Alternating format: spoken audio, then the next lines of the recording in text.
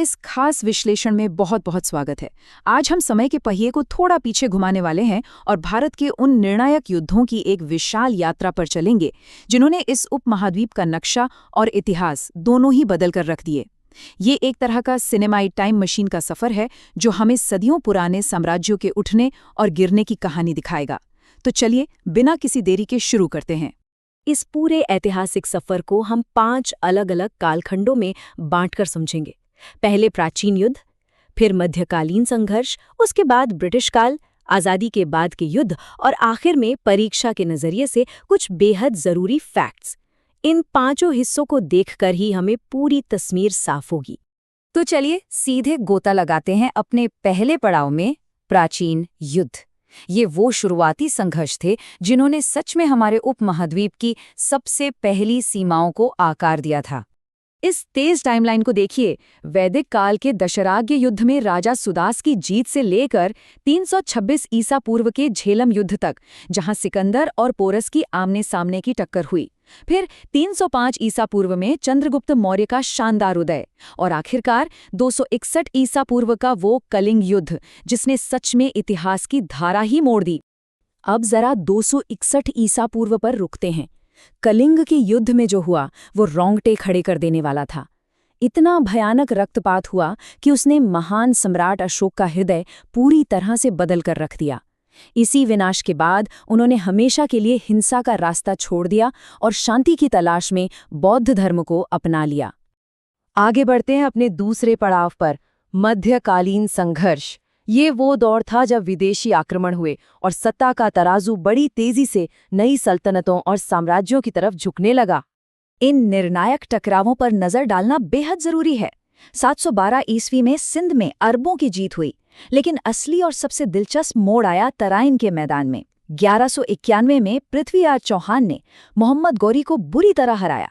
पर क्या आपको पता है, ठीक 1 साल बाद 1192 में गौरी ने वापसी की और बाजी पलट दी, और ये जीत का सिलसिला 1194 के चंदावर युद्ध तक चला। चलिए अब देखते हैं कि ये कहानी आगे कैसे बढ़ती है। 16वीं सदी की शुरुआत में बाबर का अभियान बिल्कुल अजेय रहा। 1526 में पानीपत, 1527 में खानवा, 1528 में चंदेरी और 1529 में घाघरा। जरा सोचिए, लगातार 4 साल और हर साल एक नया युद्ध, एक नई फतेह। पर 1526 के पानीपत युद्ध में ऐसा क्या खास था? ये कोई आम लड़ाई नहीं थी, ये एक पूरी तरह से मिलिट्री रेवोल्यूशन था। भारत में पहली बार तोपों का अभूतपूर्व इस्तेमाल हुआ था और इसी तोपखाने के सामने इब्राहिम लोदी की सेना टिक नहीं सकी और यहीं से मुगल साम्राज्य की मजबूत नींव रखी गई।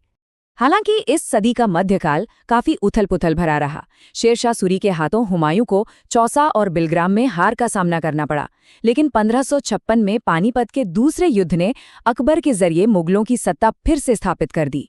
वहीं अगर हम दक्षिण की तरफ देखें तो 1565 के तालीकोटा युद्ध ने महान विजयनगर साम्राज्य का बेहद दुखद अंत कर दिया।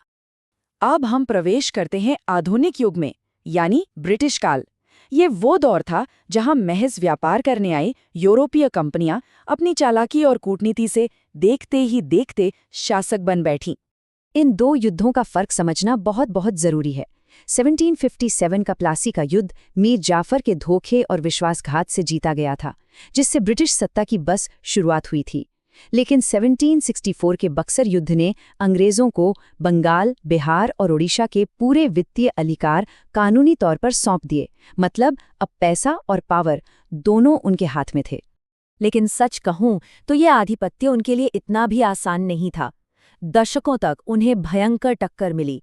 आंग्ल मैसूर युद्धों में टीपू सुल्तान ने और फिर मराठों ने अपनी पूरी ताकत झोंक दी। पर अफसोस, लगातार युद्धों और एक के बाद एक हुई संधियों ने आखिरकार इन मजबूत स्वदेशी ताकतों को पूरी तरह तोड़ दिया। और फिर आता है 1857 का साल।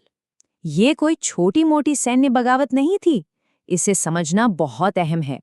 मंगल पांडे जैसे वीरों की बगावत से उठी वो चिंगारी आजादी के लिए पूरे देश की पहली और सबसे मजबूत पुकार बन गई थी। अब हम इस कहानी के उस मोड़ पर हैं जहां भारत आजाद हो चुका है। 1947 के बाद के इस नए दौर में एक नए राष्ट्र के सामने अपनी सीमाओं को सुरक्षित रखने की सबसे बड़ी चुनौतियां खड़ी हुई थी। इन आधुनिक युद्धों पर एक नज़र डालते हैं। आज़ादी के तुरंत बाद 1947-48 में कश्मीर के विभाजन को लेकर युद्ध हुआ।